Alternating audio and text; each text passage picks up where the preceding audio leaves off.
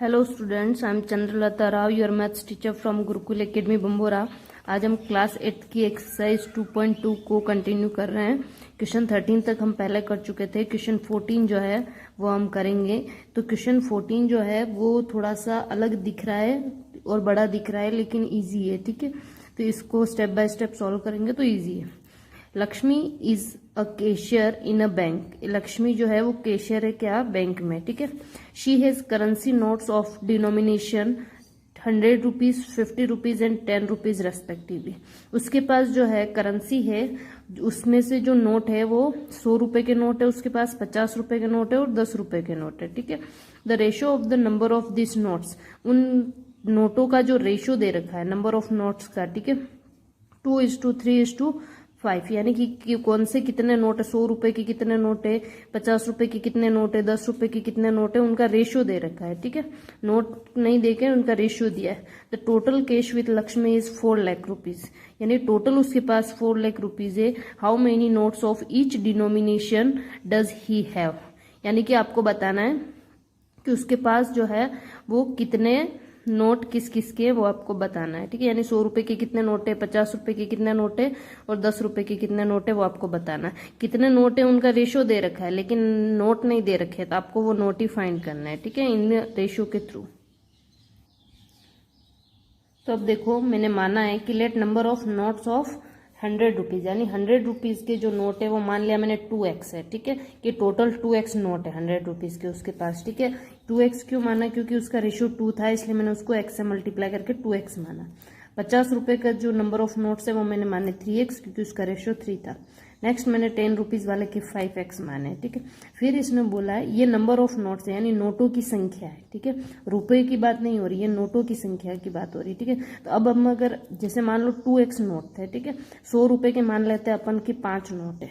कितने, 5 नोट है, यानी अगर रुपए की बात करें तो टोटल कितने रुपए हो जाएंगे, 5 × 100 करेंगे, यानी टोटल 500 रुपए। 100 रुपए की 5 नोट है, मतलब 500 रुपए। ठीक है, तो आपने क्या किया, इसको इससे मल्टीप्लाई किया, तब आपको पता चला 500 रुपए। ठीक है, तो अपन क्या करेंगे, जब अपने को रुपए निकालने होंगे तो अपन इन नोटों की संख्या को इससे मल्टीप्लाई कर देंगे, तो हमारे पास रुपए आ जाएंगे। ठीक है, तो पहले हम रुपए की बात करते हैं, रुपए निकालते हैं। यानी कि अब हम अमाउंट रुपए की बात करें। ठीक है, कि 2x तो नोट थे, और नोट किसके थे, 100 रुपए के। तो अपन को अगर अमाउंट फाइंड करना है तो अमाउंट फ्रॉम 100 रुपीज नोट, यानी 100 रुपीज के नोट से हमें कितना अमाउंट मिल रहा है, तो 100 × 2x कर दिया तो कितना हो जाएगा, 200x। ठीक है, यानी कि ये रुपए है, 200x क्या हो गए, रुपए। ठीक है, 2x जो थे वो नोट थे और ये अब रुपए हो गए। ठीक है, अब देखो अमाउंट फ्रॉम 50 रुपीज नोट, 50 रुपए के नोट से कितने मिलेंगे, 5 × 3 = 15, यानी कि 150x रुपीज। ठीक है, और 10 रुपीज के नोट से कितने रुपए मिल जाएंगे आपको, 50x रुपीज। ठीक है, अब इसने बोला है कि ये और ये तीनों मिला के जो है, अगर इन तीनों को आप ऐड करोगे तो 4 लाख रुपए बनेंगे। क्वेश्चन में दे रखा है कि टोटल इसके पास कितने रुपए, 4 लाख। तो आप इन सबको प्लस करके इक्वल में क्या रख दो, 4 लाख रख दो। She has total amount 4 lakh rupees. अब टोटल अमाउंट तो कौन सा, ये और ये मिला के, तो इनको आप सबको क्या कर दो, प्लस कर दो। तो 200x plus 150x plus 50x। ठीक है, ये सब तीनों मिला के कितना बन रहा है, 4 लाख रुपए। ठीक है, अब आप इनको क्या कर दो, ऐड कर दो। ठीक है, तो कितना हो जाएगा, 200x प्लस 150x, यानी कि 350x प्लस 50, यानी 400x। ठीक है, इक्वल 4 लाख। अब x की वैल्यू फाइंड करनी है आपको, तो ये 400 आप इधर क्या कर देंगे, डिवाइड दे देंगे मल्टीप्लाई में, तो ये डिवाइड में आ जाएगा। ठीक है, तो 20 से 20 कैंसल, और 4 से काटेंगे इसको, 4 × 1 = 4, और ये कटेगा 4 × 1 = 4। ठीक है, कितने, 30, यानी 1000। कितना आया आंसर हमारा, 1000। यानी x की वैल्यू कितनी आई है, 1000। आपको x की वैल्यू नहीं फाइंड करनी है, आपको नंबर ऑफ नोट्स फाइंड करना है। तो नंबर ऑफ 100 रुपीज नोट हमने क्या माना था, 2x माना था, तो 2 × 100,000, तो कितना हो जाएगा, 2000। अब देखो 50 रुपीज़ का नोट आपने 3x माना था, तो 3 इंटू एक्स की जगह 1000 रख देंगे, तो 3000 नोट जो है वो किसके, 50 रुपए के। ठीक है, ये नोट की बात हो रही है, ठीक है, रुपयों की बात नहीं हो रही। 2000 नोट 100 रुपए के, 3000 नोट 50 रुपए के, और 5 इंटू 1000 यानी कि 5000 नोट जो है वो 10 रुपए के। ठीक है, तो ये आपका आंसर हो गया। नेक्स्ट हमारा क्वेश्चन 15 है, ये भी उसके जैसे ही 14 जैसे ही है। ठीक है, इसमें थोड़ी सी उसमें रेशो दे रखा था, इसमें रेशो नहीं देके कुछ और हिंट दे रखी है। ठीक है, अब देखो कैसे करेंगे। I have a total of 300 rupees in coins of denomination 1 rupees, 2 rupees and 5 rupees. यानी कि मेरे पास पहले नोट थे, इस बार कॉइन की बात हो रही है। ठीक है, 1 रुपए का कॉइन है, 2 रुपए का कॉइन है और 50 रुपए का कॉइन है, और टोटल रुपए कितने मेरे पास 300। ठीक है, टोटल 300 रुपीज है, और कॉइन इसके कॉइन है। ठीक है, the number of 2 rupees coin is 3 time the number of 5 rupees coin. यानी जो 2 रुपए के कॉइन है वो 5 रुपए के कॉइन से 3 गुना ज्यादा है। ठीक है, 3 टाइम्स यानी 3 गुना है उसके। The total number of coins 160, और टोटल कॉइन भी दे रखे हैं कि 160 कॉइन है टोटल सब मिला के। ठीक है, how many coins of each denomination are with me. आपको बताना है कि 1 रुपीज के कितने कॉइन है, 2 के कितने और 5 रुपीज के कितने कॉइन है, ये आपको बताना। अब देखो आंसर है, टोटल अमाउंट हमारे पास कितना है 300 रुपीज। कितना है 300 रुपीज। ठीक है, let number of 5 rupees coin. मैंने मान लिया कि 5 रुपए के कोइन जो है वो कितने एक्स कोइन है। ठीक है, 5 रुपए के एक्स कोइन है, ये मैंने माना है। तो अब इसने क्वेश्चन में बोला था कि जो 2 रुपए के कोइन है वो 5 रुपए के कोइन से 3 गुना है। ठीक है, यानी कि 2 रुपए के कॉइन जो हो जाएंगे वो कितने हो जाएंगे 3x। ये x की कितना हो जाएगा 3x। ठीक है, अब आपको क्या फाइंड करना है, नंबर ऑफ 1 रुपीज कॉइन भी फाइंड करना पड़ेगा। 1 रुपए के कितने कॉइन है वो भी तो चाहिए। ठीक है, 5 रुपए के आगे, 2 रुपए के आगे 1 रुपए का भी चाहिए। ठीक है, तो टोटल जो हमारे पास कॉइन थे वो कितने थे, यहाँ ऊपर एक लाइन और लिखेंगे। ठीक है, टोटल कॉइन्स 160। कितने थे 160। ठीक है, तो टोटल कॉइन 160 थे, उसमें से x जो है वो तो 5 रुपए के, 3x जो है वो 2 रुपीज के। ठीक है, तो अब 1 रुपीज के कितने बचेंगे, इन दोनों को प्लस करके इसमें से माइनस कर दो तो आपका पता चल जाएगा 1 रुपीज के कितने हैं। ठीक है, तो 160 माइनस x प्लस 3x। ठीक है, यानी कि 160 माइनस 4x जो है वो कितना 1 रुपीज के कॉइन है। ठीक है, अभी x में इसलिए आपको यही रहना देना है। ठीक है, अब हम इसको सॉल्व करेंगे। अभी ये नंबर ऑफ कॉइन्स की बात हुई है, अब हम इनको कन्वर्ट करेंगे रुपीज में। किस में कन्वर्ट करेंगे, यानी ये तो अभी सिक्कों की संख्या हुई है। ठीक है, रुपीज का पता नहीं चला। जैसे मान लेते हैं कि 5 रुपए के 2 कॉइन है, तो रुपए कितने हो गए 5 2 10 रुपीज हो गए। ठीक है, तो ऐसे ही हम क्या करेंगे, रुपीज की बात करते हैं अभी। ठीक है, रुपीज कितने, अब देखो रुपए की अमाउंट की बात करते हैं। 5 रुपए के कॉइन से हमें कितने रुपए मिल रहे हैं 5 इंटू एक्स, यानी कि 5x। ठीक है, फिर 2 रुपए के कॉइन से 2 इंटू 3x, ये कहाँ से आए, ये यहाँ से आए 2 और 3x, इनको मल्टीप्लाई कर दिया। ठीक है, तो 6x। ठीक है, और 1 को आप किसी से भी मल्टीप्लाई करो वो का वही आएगा, तो इसका आंसर तो कितना आएगा 160 माइनस 4x ही आंसर आएगा। ठीक है, तो ये क्या हो गया, रुपए हो गए हमारे, क्या हो गए सारे रुपए। ठीक है, ऊपर वाले ये जो है ये नंबर ऑफ कॉइन्स है, यानी सिक्कों की संख्या, और ये रुपए है। ठीक है, अब देखो इसने क्वेश्चन में बोला कि ये सारे रुपए जो है वो मिला के कितने रुपए हैं 300 रुपीज है। कितना है, यहाँ ऊपर दे रखा है, देखो टोटल अमाउंट कितना है 300, यानी ये सारे रुपए मिला के कितने हैं 300। तो आप इन सबको प्लस करके इक्वल में क्या लिख दो 300। ठीक है, तो मैंने इन सबको प्लस करके जो ये 5x 6x और इसको प्लस करके इक्वल 300, क्योंकि ये रुपए है सारे। ठीक है, अब देखो इनको सोल्व करेंगे। 5x 6 11x में से 4x गया तो कितना बचा 7x। ठीक है, इक्वल 300, और ये 160 इसको मैं इस तरफ ले आऊंगी, माइनस का हो जाएगा। ठीक है, तो अब आपके पास जो आंसर बचेगा वो कितना बचेगा 140। ठीक है, 7x। अब देखो x इक्वल कितना हो जाएगा 140, ये मल्टीप्लाई में इधर डिवाइड में जाएगा तो आंसर आएगा 20, यानी x की वैल्यू कितनी आ गई 20। अब आपको नंबर ऑफ कॉइन्स फाइंड करना है। ये x की वैल्यू नंबर ऑफ कॉइन्स कहाँ दे रखे, ये रहे, तो यहाँ पे आप सब जगह क्या पुट कर दो, x की वैल्यू पुट कर दो। तो देखो नंबर ऑफ 5 रुपीज कॉइन्स मैंने x माना था तो 20 हो गए।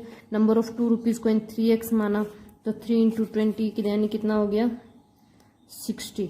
ठीक है। 60 कॉइन 2 रुपए के। नंबर ऑफ 1 रुपीज के कॉइन, 1 रुपीज के कॉइन कितने हैं देखो 160 माइनस 4, एक्स की वैल्यू कितनी हो जाएगी 20, ठीक है। तो 160 माइनस 80, तो आप माइनस करेंगे कितना आ जाएगा 80, यानी ये जो 1 रुपए के 80 कॉइन है। अब आपको वापस आंसर चेक करना है, तो देखो आप आंसर चेक कर लो। टोटल हमारे 160 कॉइन थे, देखो ये सारे मिला के 160 हो रहे हैं या नहीं आ रहे। 20 प्लस 60 कितने हो रहे हैं 20 प्लस 60 80, 80 प्लस 80 कितना हो गया 160 हो गए, और हमें पता है कि टोटल कॉइन 160 था, ठीक है, यानी कि हमारा आंसर सही है। क्वेश्चन 16 है, the organiser of an essay competition decide that a winner in the competition gets a prize of 100 rupees. एक ऑर्गेनाइजर है जिसने ऐसे कॉम्पिटिशन रखा है, ठीक है, तो उसने डिसाइड किया है कि जो विनर होगा उसको वो 100 रुपीज प्राइज देगा, ठीक है। And the participant who does not win get a prize of 25 rupees, और जो नहीं जीतेगा उसको भी वो कितने रुपए देगा 25 rupees. The total prize money distributed is 3000, यानी कि टोटल उसने जो प्राइज दिए हैं वो 3000 के प्राइस दिए, ठीक है। तो find the number of winners, आपको नंबर ऑफ विनर्स फाइंड करने हैं, यानी कि टोटल कितने विनर थे वो आपको फाइंड करने हैं, ठीक है। If the total number of participant is 63, यानी कि उस ऐसे कंपटीशन में कितने बच्चे बैठे थे टोटल 63 में से जीते कितने वो आपको बताने हैं, ठीक है।